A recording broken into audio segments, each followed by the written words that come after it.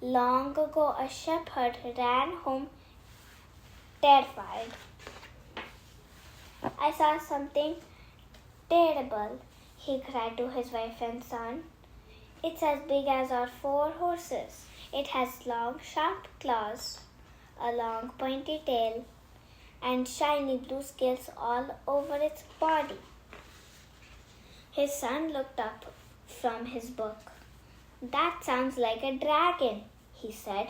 A dragon, yelped the wife. A dragon, said the shepherd. That does not sound good. The boy wasn't scared. The next day, he set off up his hill to find the dragon. Bye, don't worry. He might be friendly, thought the boy. The dragon was friendly, and he was thrilled to see the boy. It's beautiful here, but it does get lonely. The boy smiled. He sat down and asked the dragon all kinds of questions. The dragon told stories of long, long ago.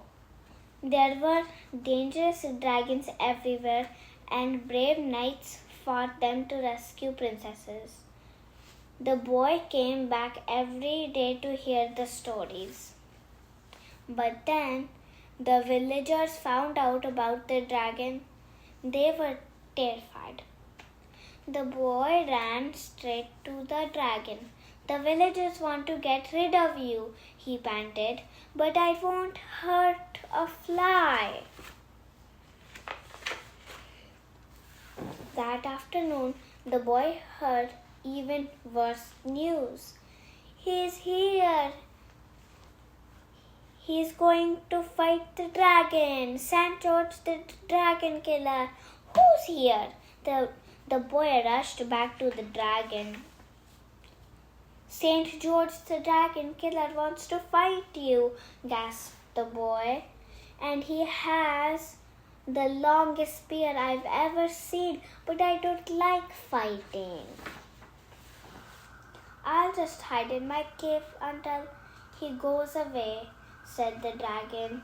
You can't, cried the boy. Everyone wants a fight. The dragon yawned. I'm sure you'll think of something, he said. The boy walked slowly back down to the village. He eats 10 sheep for breakfast. A crowd of villagers was telling George about the dangerous dragon. He burned down 5 houses. It's not true, said the boy. The dragon wouldn't hurt a fly. But everyone wants a fight, said George. What can I do? Follow me, said the boy, and he took George to meet the dragon. What a perfect place for a fight, said George. No fighting, said the dragon firmly. Not even a pretend fight, asked the boy. Maybe, said the dragon. The boy turned to George. Do you promise not to hurt him? Well, it has to look real, said George. Will there be a feast afterwards? Asked the dragon.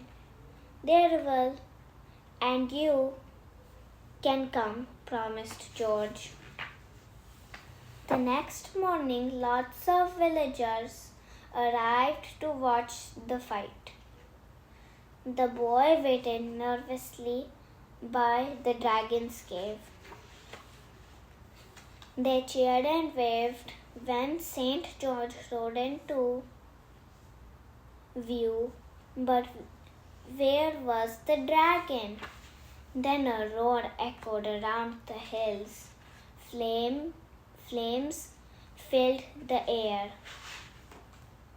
Everyone gasped as the dragon appeared. His scales sparkled and he breathed out fire. George, cried George. He galloped hard, his spear held high. The dragon bounded up, and they shot past each other. "Miss!" yelled the crowd.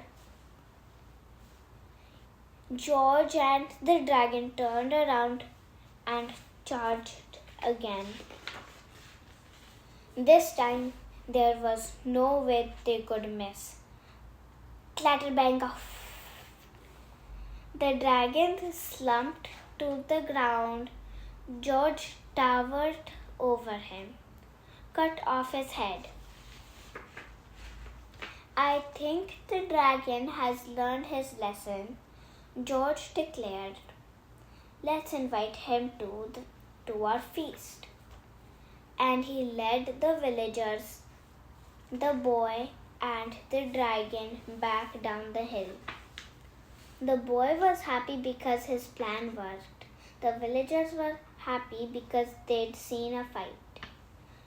George was happy because he'd won. The dragon was happiest of all. He had lots of new friends and a very full tummy. "Jolly night it's been," he murmured and began to snore. "How will I get him home?" said the boy. "I'll help you," said George. He gave the dragon a prod, and they set off up the hill arm in arm, the saint, the dragon, and the boy. Do you know, friends, this story published over 100 years ago. The author Kenneth Grahame also wrote the famous children's story, The Wind in the Willows. Thank you.